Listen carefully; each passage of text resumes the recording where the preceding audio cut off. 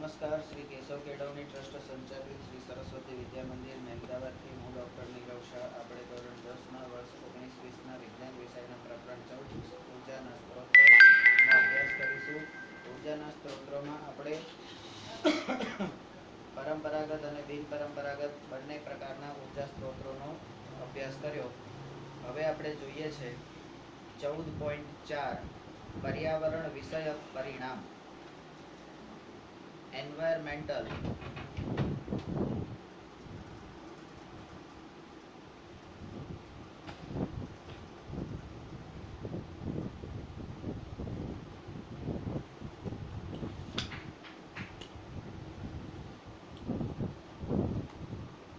consequences.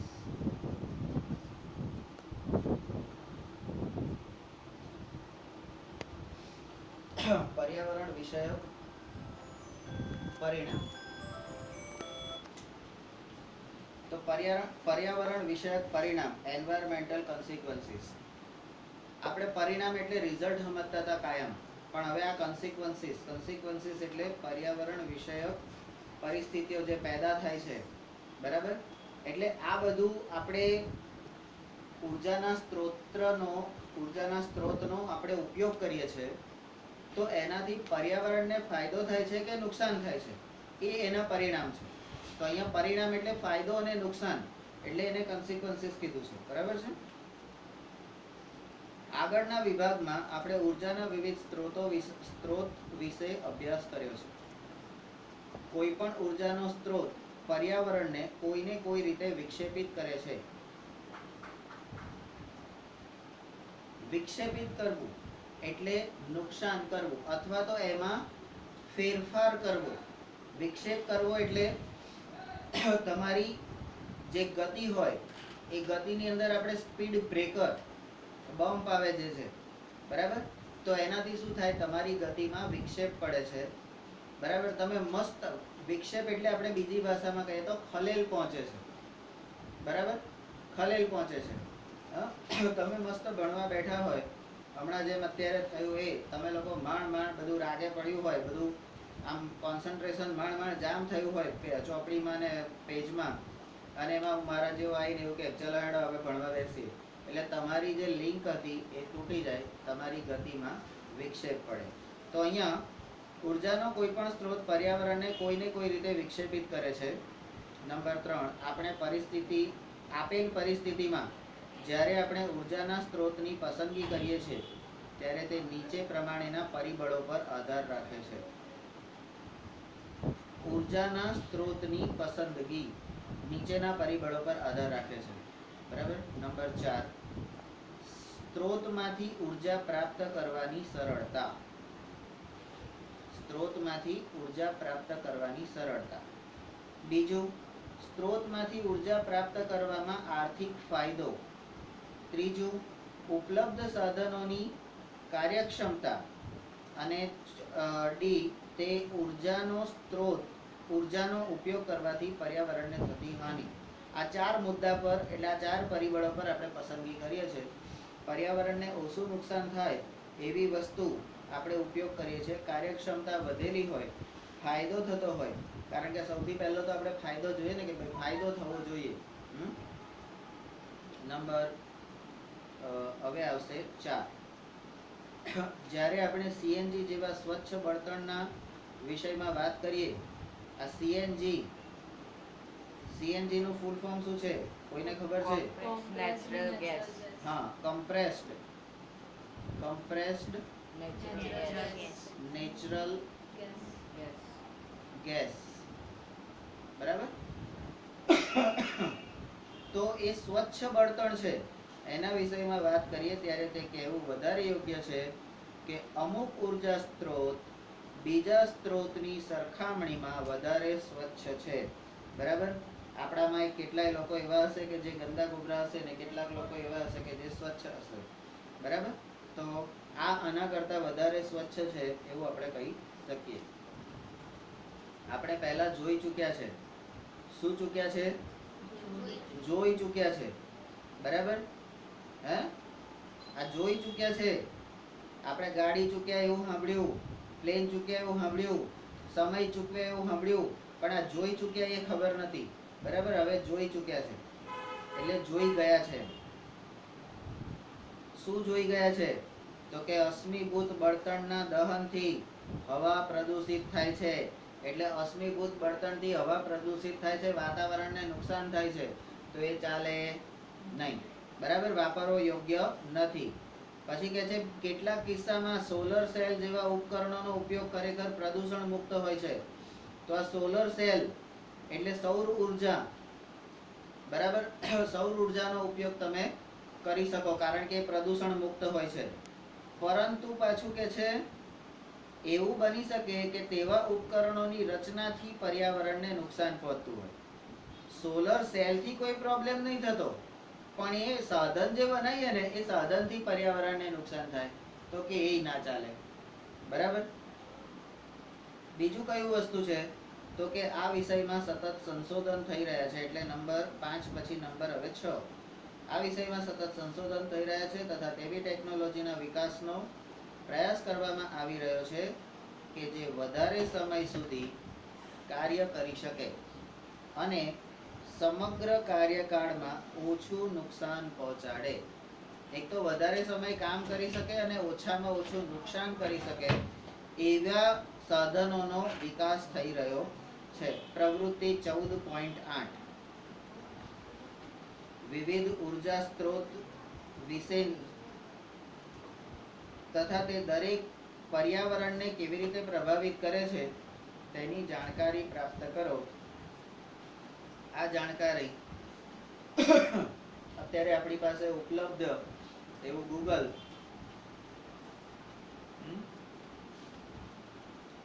Google એની પર જઈને આ કરી શકાય. દરેક ઉર્જા સ્ત્રોતના લાભાલાભ પર ચર્ચા કરો. લાભ અલાભ. લાભ અલાભ એટલે અલાભ એટલે ગેરલાભ. બરાબર. તો દરેક પ્રકારના ઉર્જા સ્ત્રોતના લાભાલાભ પર ચર્ચા કરો અને એના આધારે ઉર્જાના સર્વોત્તમ સ્ત્રોત કયો છે એ પસંદ કરો. બરાબર. આ બધામાં તમને કયું લાગ્યું સર્વોત્તમ સ્ત્રોત ઉર્જાનો સૌથી વધારે અનુકૂળ, ઇઝીલી પ્રાપ્ત થાય, પર્યાવરણને નુકસાન ન થાય એવો તમને કયો લાગ્યો આ બધામાંથી? બરાબર. સમુદ્ર ઉર્જા લાગી, ન્યુક્લિયર ઉર્જા લાગી, સૌર ઉર્જા લાગી, પવન ઉર્જા, જળ ઉર્જા, બરાબર, થર્મલ પાવર, અશ્મિ બળતણ. આમાંથી કયું તમને સૌથી શ્રેષ્ઠ લાગ્યું એ તમારે કહેવાનું છે.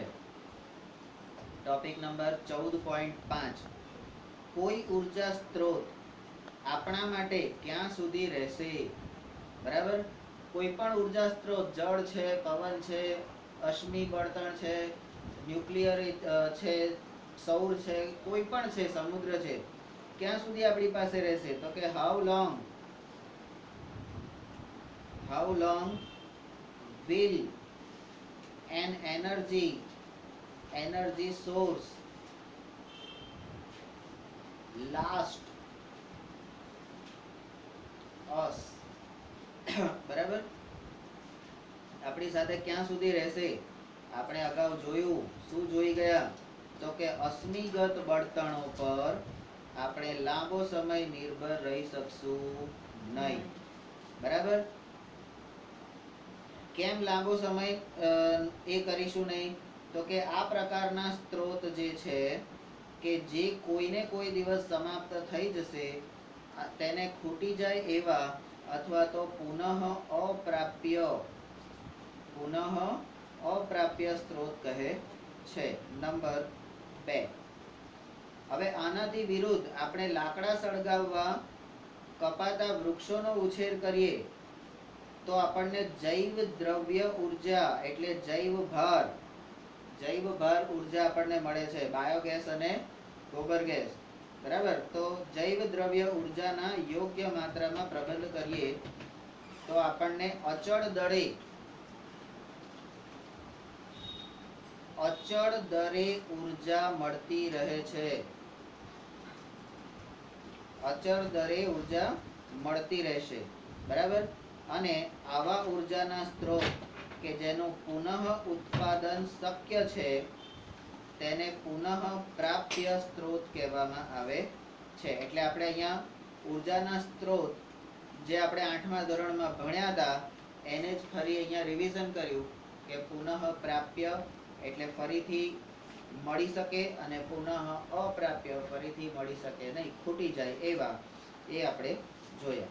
બરાબર. નંબર 3, આપણા પ્રાકૃતિક પર્યાવરણમાં પુનઃ પ્રાપ્ય ઉર્જા ઉપલબ્ધ છે. આપણા પર્યાવરણમાં પુનઃ પ્રાપ્ય ફરી ફરીને મેળવી શકાય એવી ઉર્જા ઉપલબ્ધ છે. તો કે છે આ ઉર્જાની સતત અથવા તો આવર્તીય ધારાઓના રૂપમાં અથવા તો ભૂમિગત ભંડારોમાં એટલી વિશાળ માત્રામાં સંગ્રહિત છે કે તેમાંથી વાપરી શકાય તેવી ઉર્જા ખેંચવા છતાં આ ભંડાર ખાલી થવાની સંભાવના વ્યવહારિક દ્રષ્ટિએ નગણ્ય છે. બરાબર. એટલે અવગણ્ય છે કે ખાલી થવાનો નથી. તો અહીંયાથી આપણને ખબર પડે કે આપણે કેવા પ્રકારનો ઉર્જા સ્ત્રોત એ સર્વોત્તમ છે. તો પુનઃ પ્રાપ્ય ઉર્જા સ્ત્રોત એ તમને ફરીથી સર્વોત્તમ છે એવું કહી શકાય આપણે. બરાબર. તો આપણે અહીંયા આગળ પુનઃ પ્રાપ્ય ફરીને પ્રાપ્ત આ ન્યુક્લિયર વાળું ફરી મળશે ભાઈ? નહીં મળે. આ ભૂતાપીય ઉર્જા તો કે જમીનમાંથી તો મળ્યા જ કરશે. સમુદ્ર તાપીય તો કે એ મળશે. તરંગ ઉર્જા, ભરતી ઉર્જા એ મળશે. બરાબર. સોલર કુકર એ મળશે. બરાબર. પછી અહીંયા પવનિયો, હે હા પવનિયો ખરો ને? હા બરાબર. પવન ઉર્જા. પછી આ જૈવભર તો કે એના માટે તો વૃક્ષો વાવશો અને પ્રાણીઓનો ઉછેર કરશો, પ્રાણી ઉછેર કરશો, પશુપાલન. 10મા પછી પેલો કોર્સ હોય છે ને પશુપાલનનો, જવાનું છે ને એમાં. ભેંસો કેવી રીતે દોવાની, હે પૂછડું મારે તો શું કરવાનું, શીંગડું મારે તો શું કરવાનું, આ બધું જોવા. બરાબર. જળ વિદ્યુત પ્લાન્ટ, તો જળ વિદ્યુત પાણી પણ કદાચ ખલાસ થઈ શકે. બરાબર. આ અશ્મિ બળતણ, થર્મલ એટલે કોલસા ને એ બધું, અને પાણી આ બધું તો કદાચ ખલાસ થઈ જાય. બાકી આ પવનિયો ને એ બધા આપણને કામ લાગશે. પુનઃ પ્રાપ્ય, તો એમાં પુનઃ પ્રાપ્ય અને પુનઃ અપ્રાપ્યમાં કયા કયા નામ આવતા હતા એ આપણે આપણા 8મા ધોરણના ચેપ્ટરમાં એક ચાર્ટ આપેલો હતો અને એ ચાર્ટમાંથી લઈ લેવાનો. ખોટી મગજમારી કરો છો તમે. બરાબર. અમે જે 8મા ધોરણમાં જે વિજ્ઞાન ભણ્યા હતા એ વિજ્ઞાન હવે બદલાઈ ગયું છે. એ ચોપડીઓ અમે પસ્તીમાં આપી દીધી છે. અમે નહીં, તમે જ આપી દીધી છે. બરાબર. કઈથી લાવીએ? પણ મેં બનાવેલા વિડીયો હજી છે હાર્ડ ડિસ્કમાં. ઉર્જાના સ્ત્રોતનો પાઠ જે છે એનો વિડીયો જોવાનો અને એ વિડીયો જોવાનો. અને ચલો વિડીયો નહીં જોવો, કંટાળો આવે છે તો મારું જે જૂનું મટીરિયલ છે પેલું જાડું આટલું વિજ્ઞાનનું, એની અંદર ઉર્જાના સ્ત્રોત પુનઃ પ્રાપ્ય, પુનઃ અપ્રાપ્ય અને એની અંદર બાયફર્કેટ કરેલું છે. એ ચાર્ટ એમાંથી લઈ અને આ ચેપ્ટરમાં મૂકી દેવાનો. બરાબર. તો આ સાથે તમારા ઉર્જાનો સ્ત્રોત એવું ચેપ્ટર જે હતું એ ચેપ્ટરની અહીંયા કઈ પ્રવૃત્તિ ત્યાં છે 14.9 છે. હા છે. કઈ છે? આ તો પ્રવૃત્તિ 14.9 નંબર 1 વર્ગમાં નીચેની સમસ્યાઓ પ્રોબ્લેમ. આ સમસ્યા એટલે પ્રોબ્લેમ, એની પર ચર્ચા કરો. નંબર 1 કોલસાનો અંદાજિત જથ્થો આવતા 200 વર્ષ માટે પર્યાપ્ત છે. ચાલો આપણને તો 2025 કહેતા હતા, આ લોકો તો કે 200 વર્ષ સુધી હજી ચાલે એવો છે. ક્યાંક નવા નીકળ્યા લાગે છે. બરાબર. કારણ કે ચોપડી બદલાઈ ને એટલે નવા નીકળ્યા હશે કઈક. બરાબર. એટલે કે હજી 200 વર્ષ તો વાંધો નહીં, તમે તમારે બારો કોને ભરાય. હા ભરાય, પણ જરૂર હોય એટલો. બરાબર.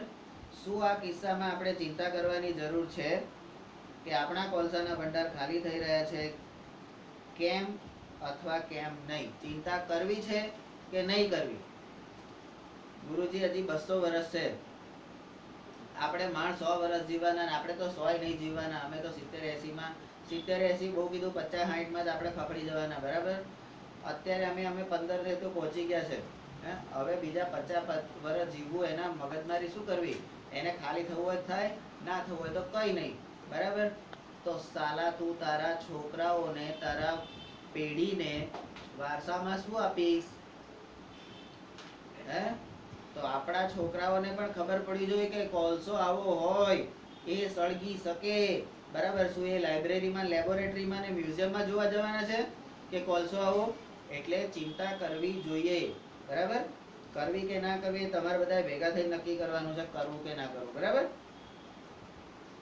એવું અનુમાન છે કે આ સૂર્ય આગામી 500 કરોડ વર્ષ સુધી જીવિત રહેશે. તો શું આપણે સૌર ઉર્જા સમાપ્ત થવાની ચિંતા કરવી જોઈએ? કેમ અથવા કેમ નહીં?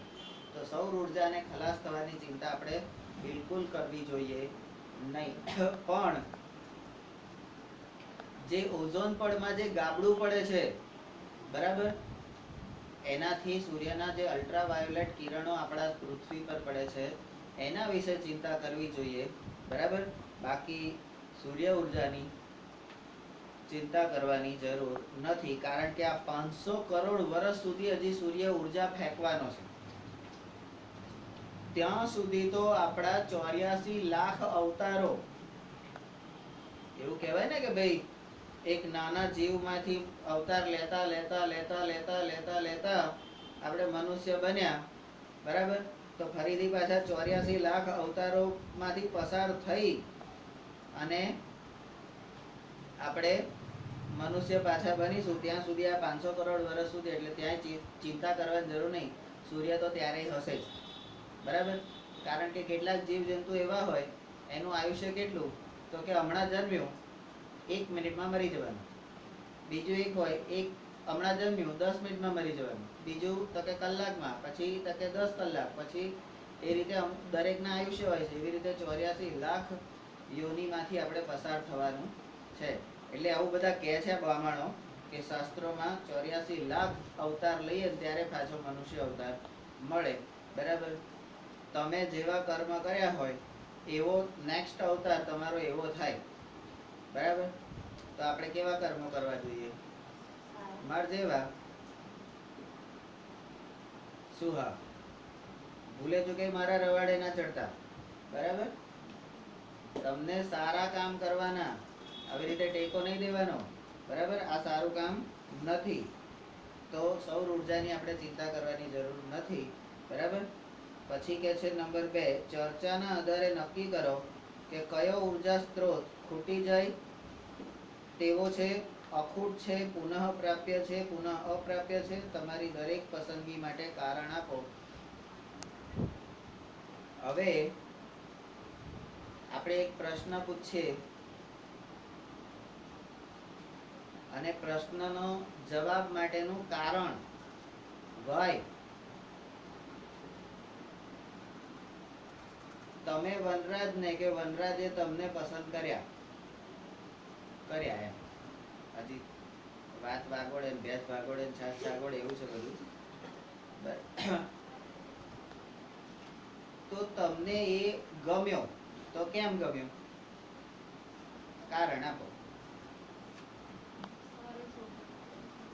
બોલો. 10 મિનિટમાં માણસનો સ્વભાવ સારો છે, આવું આ લોકો નક્કી કરી શકે. કેટલા ઇન્ટેલિજન્ટ માણસ. કોક માણસ તમારે ઘેર પહેલી વખત આવ્યો હોય તો એની જાત બતાવે ખરો? ત્યારે તો બધા ડાયા ડબરા થઈને બેન જેમ ગઈ સાલ તમે લોકો હતા એમ. આ સાલ જાત બતાવી ને તમે. હજી સુધરવાનું નામ દો છો? અને સુધરવાના છો? નથી સુધરવાના. બરાબર. આ ખુલ્લે આમ કે છે કે અમે નથી સુધરવાના.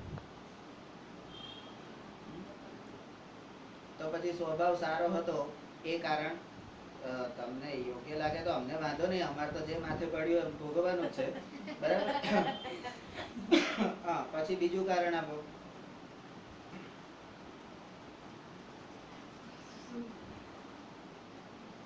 બીજું કારણ કેમ ગમ્યો?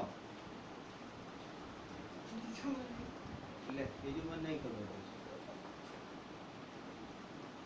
દાંત ગમ્યા, મોઢું ગમ્યું, આંખો ગમી, નાક ગમ્યું, કાન ગમ્યા, હાથ પગ ગમ્યા, પેટ મારા જેવું ગમ્યું.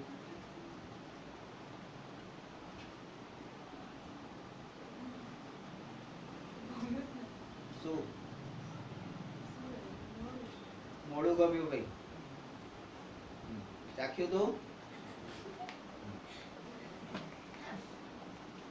એટલે દેખાવ ગમ્યો, મોઢું ગમ્યું, ધેટ મીન્સ દેખાવ ગમ્યો, બરાબર.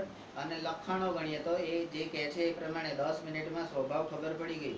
સાલું આટલા વર્ષો આ નાલાયકની જોડે રહે છે, આનો સ્વભાવ કેવો છે એ એને ખબર નથી પડી. પેલા ભાઈનો 10 મિનિટમાં ખબર પડી ગઈ. બહુ સારું છે. આપણે પણ પસંદ કરવા જઈએ તો આપણી જ સીપી પૂરી વાગે છે, બરાબર. કેવી હતી? તા કે બહુ ટાઢાટાઢી. હા? તો અહીંયા પસંદગી માટેનું કારણ તમારે આપવાનું છે. તો આ સાથે તમારું આ પ્રકરણ અહીંયા પૂરું થાય છે. ઉર્જાના સ્ત્રોત એ પૂરું થયું. તો હવે તમારા